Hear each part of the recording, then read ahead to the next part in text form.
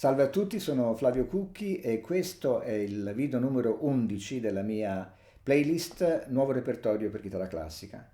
Dopo aver ascoltato il concerto di Vivaldi RV 93 e Le Labyrinthe d'Amour di Federico Maria Sardelli, facciamo un altro pezzo in stile barocco. Si tratta dell'Adagio di Vivaldi, tratto dal concerto RV 775, originale per violino, organo e basso. Questo brano, quasi sconosciuto, mi è stato fornito da Federico Maria Sardelli, che è il responsabile del catalogo Vivaldi. Dopo l'ascolto, un approfondimento tratto dall'intervista fatta a Federico Maria Sardelli. L'intervista completa la trovate nel video 10, vi lascio il link in descrizione. Se vi piace il mio progetto, iscrivetevi al canale.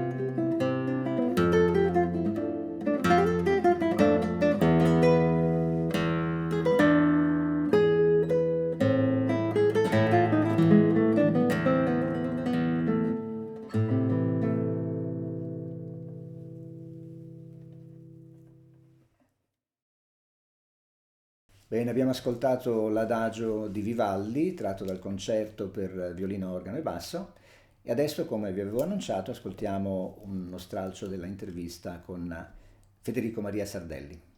Buon ascolto.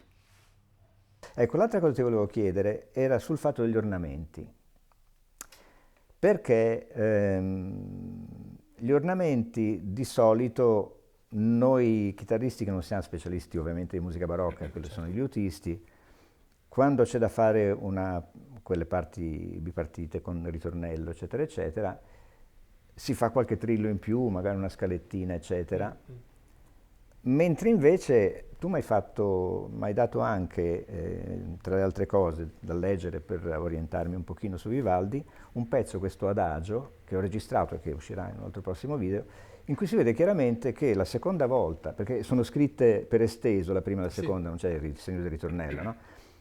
La seconda volta è una vera variazione, non è le stesse note con qualche abbellimento, ma è proprio una variazione. No? Cosa mi dici su questo? Ma infatti questa è una cosa che molto spesso anche gli stessi musicisti che fanno musica barocca non sanno o falliscono spesso, cioè l'idea di variazione. Noi pensiamo alla variazione come un sale e pepe che aggiungiamo o con qualche spezia in più che aggiungiamo alla linea di base e queste spezie sono i nostri trillettini, qualche scalettina, il mordente.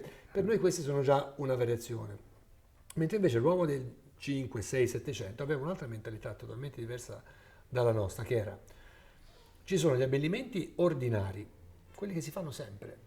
Quindi un trillo, una poggiatura, quelli lì non li fa neanche come i assegnare. capitelli di un'architettura C'hanno quella forma lì e sono, alla fine di ogni arco c'è un capitello. Non è che esiste un arco che non c'è il capitello, alla fine c'è Quindi alla fine di una frase si fa il trillo, dice, ma non c'è scritto, ma si fa.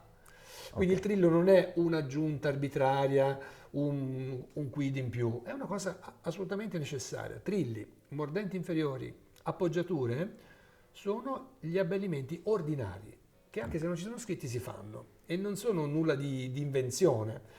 Poi ci sono i veri abbellimenti che sono quelli arbitrari nel senso fatti ad arbitrio, a libertà nostra. Sono quasi come un'improvvisazione. Anche si possono improvvisare, se si è bravi si improvvisano, se non si è bravi si scrivono o si pensano bene, ma consistono nel dividere la musica in valori più brevi e fare quello che le diminuzioni. Le diminuzioni, quello che nel Cinquecento chiamavano diminuzioni, sì. variazioni, comunque rompere il disegno in valori più piccoli. E quella è la bravura, poi saperlo inventare all'impronta, però il tipo di variazione è quella, non è il ricciolino ogni tanto o la scalettina ogni tanto. Ecco, molto chiaro questo.